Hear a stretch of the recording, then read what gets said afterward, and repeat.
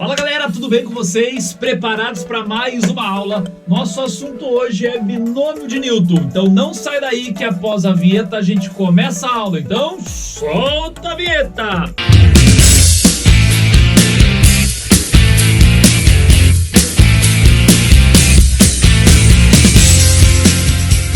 Seguinte, moçada, como sempre em todas as minhas aulas, eu sempre recomendo que vocês assistam algumas aulas antes para dar embasamento ao que a gente vai trabalhar.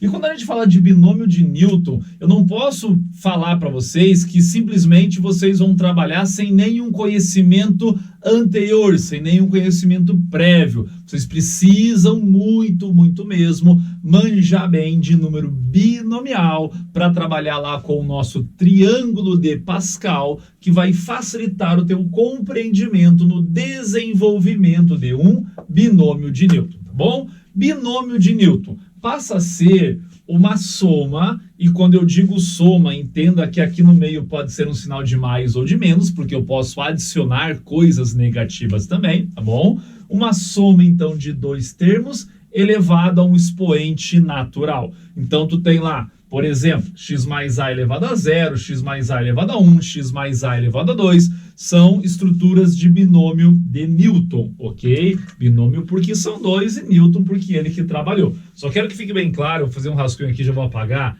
que ali a gente vai tentar estruturar uma forma, por isso eu estou padronizando e sempre escrevendo x mais a. Mas na tua prova pode aparecer um x mais 2. E nem sempre só o x, pode ser um x quadrado mais 1 sobre x.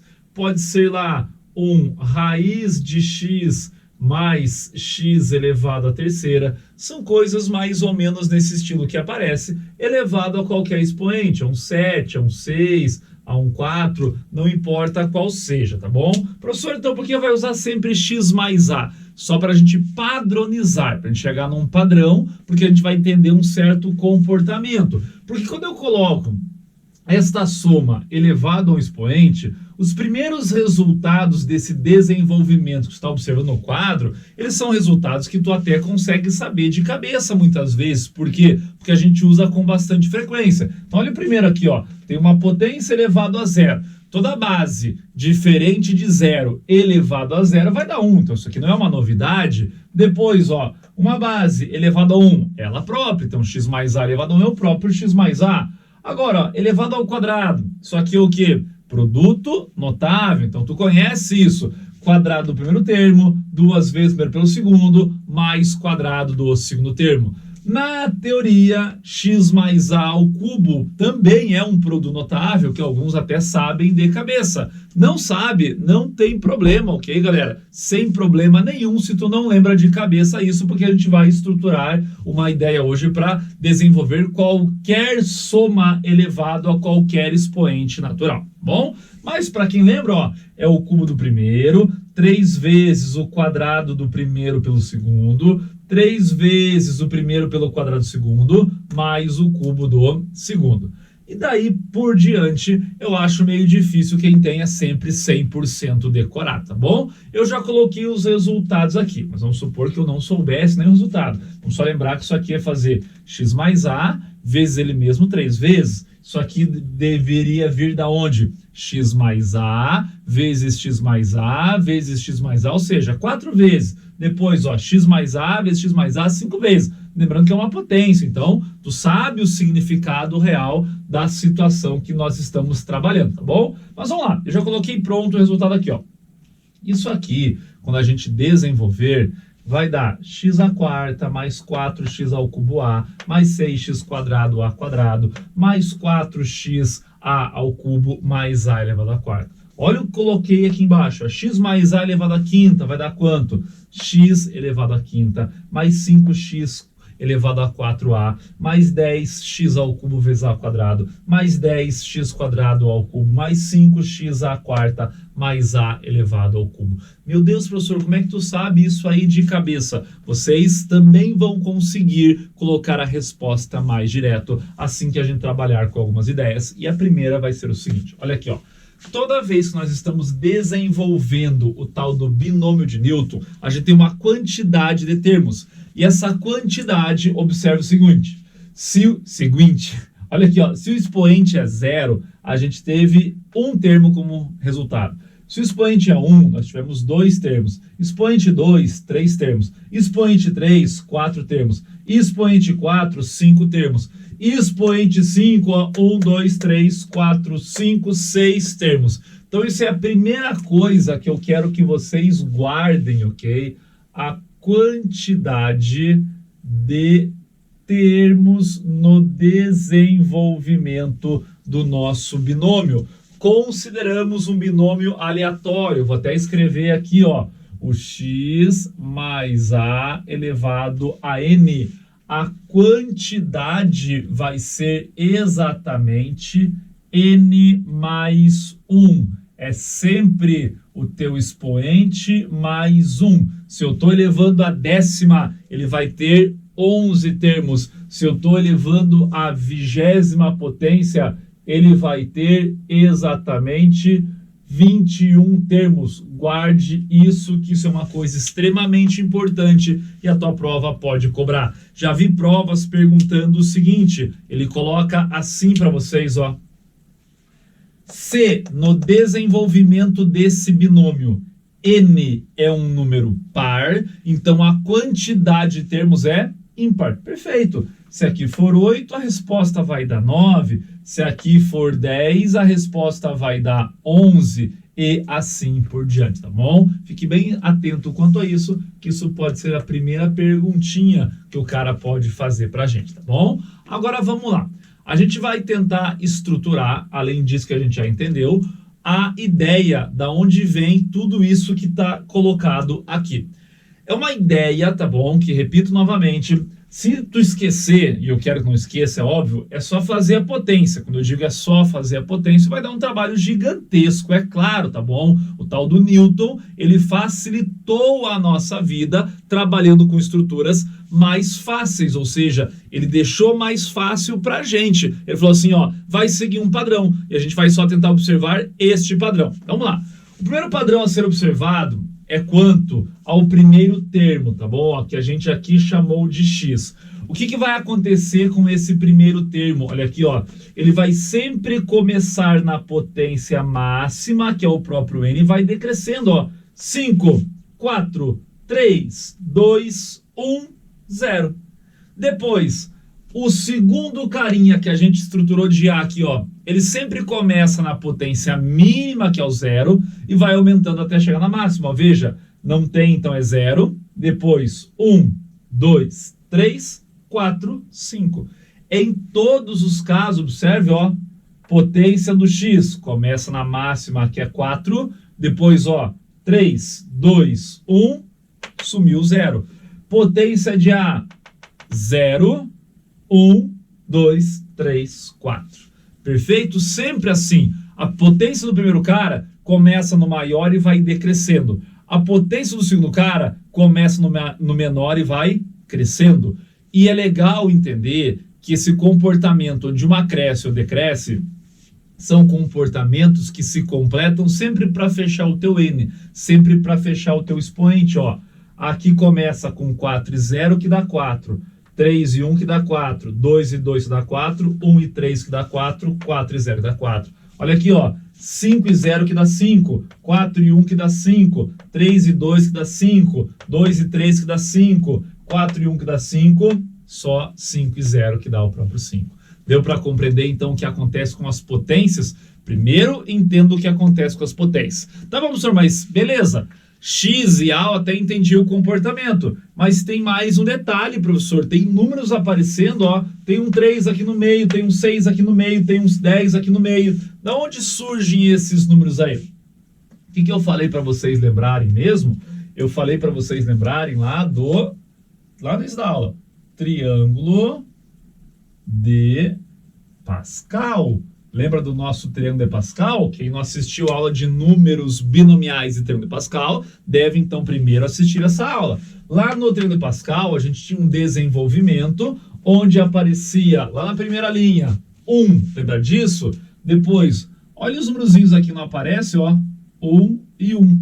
Depois, ó, 1, 2 e 1. Depois, ó, 1, 3, 3 e 1. Depois, ó, 1, 4, 6, 4 e 1. Lembra, na verdade, da sequência? Olha aqui, começava sempre por 1. Então, olha aqui, ó, 1. 1 mais 4, 5. 4 mais 6, 10. 6 mais 4, 10. 4 mais 1, 5. E termina em 1. Então, não esqueça disso. Os números que aparecem ali, na verdade, são números binomiais que derivam lá do nosso teorema de Pascal. Então, com tudo isso, a gente tira uma estrutura. Vamos lá. Tudo isso o quê? Repetindo novamente. Tem dois termos. O primeiro termo vai começar sempre na potência máxima e vai decrescendo. O segundo termo começa na potência mínima e vai crescendo, mas além disso tem números que são os nossos coeficientes que acontecem de que maneira? Acontecem exatamente conforme o nosso triângulo de Pascal, que era dividido linha a linha. Então é só guardar o seguinte, se eu vou olhar para um desenvolvimento elevado à quarta potência, é só olhar para o triângulo de Pascal na linha do n igual a 4. Se eu vou trabalhar lá com desenvolvimento onde o expoente é 5, é só olhar lá no triângulo de Pascal, onde o nosso n era igual a 5. E lembrando que no triângulo de Pascal, aqueles valores que apareciam, no caso 1, 5, 10, 10, 5 e 1, são resultados de números binomiais. Então o que a gente tem? A gente sempre no desenvolvimento tem soma de termos, concordam comigo? Nós temos soma de termos. Então, quando a gente for desenvolver o tal do x mais a, o binômio de Newton elevado a um expoente qualquer, nós vamos indicar por um somatório. Então, a gente sempre vai ter lá uma soma de algumas coisas, ok? Soma do quê? Esses números que aparecem aí são, na verdade, números binomiais. Então, é sempre um binomial de n numa taxa p, beleza? E junto com o número, ó, tem sempre um x e um a, porque eu estou trabalhando com x e a. Se fossem outros termos, seriam outros termos que eu indicar aqui, tá bom? Mas sempre tem, então, um valor de x e também um a, certo? Só que a gente sabe que cada termo vai ter lá um expoente diferente. Então, a gente vai ter que indicar exatamente essas variações. Então, como é que funciona? Quando eu trabalho com um somatório, lembre que eu vou indicar aí embaixo da onde começa a variação até onde termina. E quem que está variando na verdade? Quem varia, não esqueça, lá do nosso triângulo Pascal é o P, ok? O N é fixo. E o P varia da onde? O P varia do 0 até chegar ao próprio N. Então, a gente começa exatamente com essa estrutura, ok? Onde lá no triângulo Pascal, não esqueça, nós começávamos com P0, P1, P2, P3, P4 e assim ia, tá bom? Então a gente começava com a variação do P em 0. E quem nos expoentes começa com 0? O valorzinho do A. Então o A ele vai ter a mesma variação do P. E não esqueça que o X também tem expoente, de modo que o expoente do X e do A se completam para fechar lá o nosso Nzinho. Então aqui a gente passa a ter o complementar, ou seja, N menos P. Tá aí a estrutura, ou seja, a fórmula para o desenvolvimento de um binômio de Newton. É o somatório de n tomados P a P, x elevado a n menos P, vezes A na P, com P variando de 0 até N. Esta é a nossa estrutura para trabalhar com o desenvolvimento de um binômio de Newton. Professor, mas isso é complicado, essa estrutura é ruim. Realmente não é uma estrutura muito bacana, mas o que eu quero deixar para vocês de maneira mais prática, talvez de maneira mais visível, que o somatório é para dar o desenvolvimento inteiro.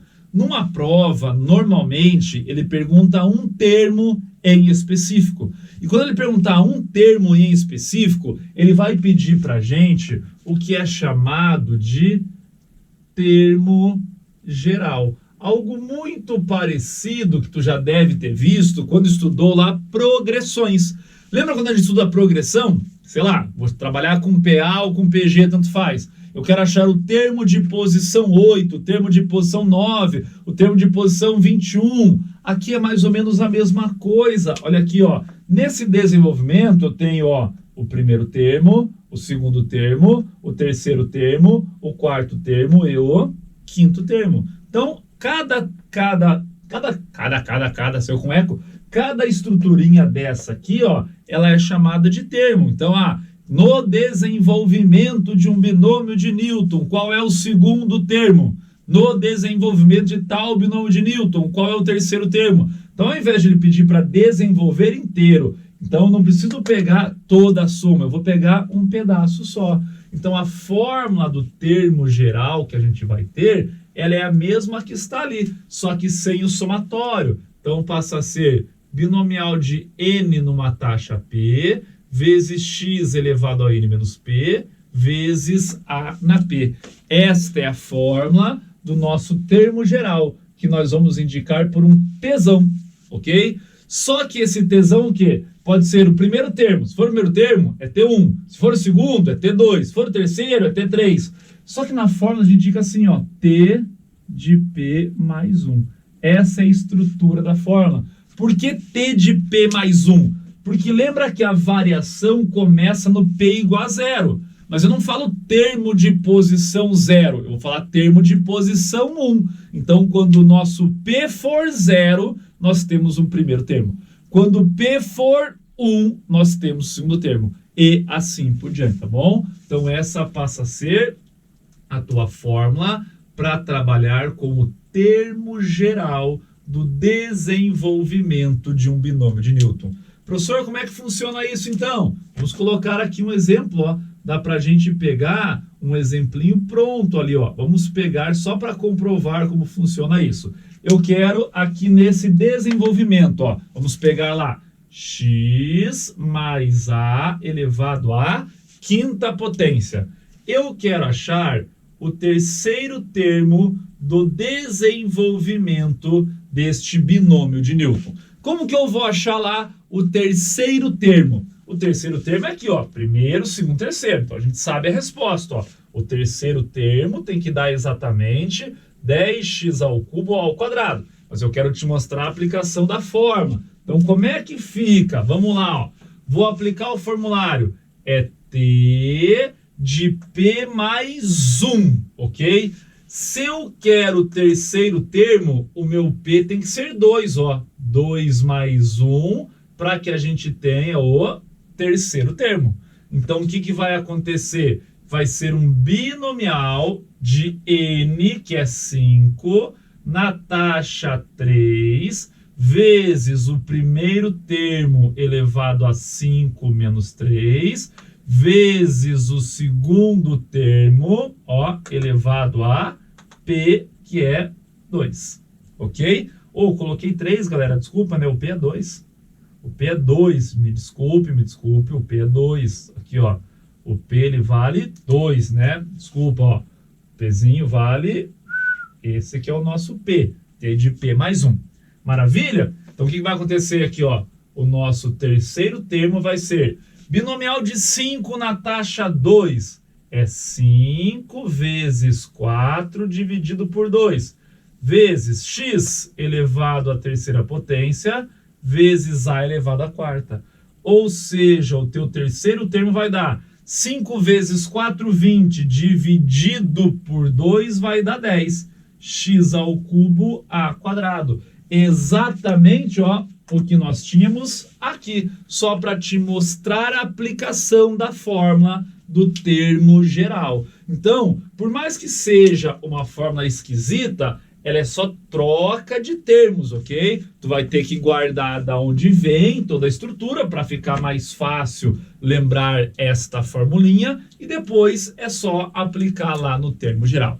Beleza, galera? Espero que tenha entendido e não esqueça, quem tiver com um pouquinho de dificuldade, repito, vai olhar primeiro a aula do triângulo de Pascal para daí vocês poderem trabalhar de verdade com binômio de Newton, tá bom? Agora não sai daí que vem o nosso tradicional desafio. Para vocês treinarem, então, desafio que vai ser o seguinte: Eu mudei a estrutura, não coloquei agora x mais a, é x ao quadrado menos 1 sobre x elevado à sexta potência, e eu quero que vocês encontrem o quinto termo no desenvolvimento deste binômio, beleza? Aguardo a resposta de vocês aonde? Lá no Instagram, na Estrada com os Profs. Falou, um abraço, até a próxima!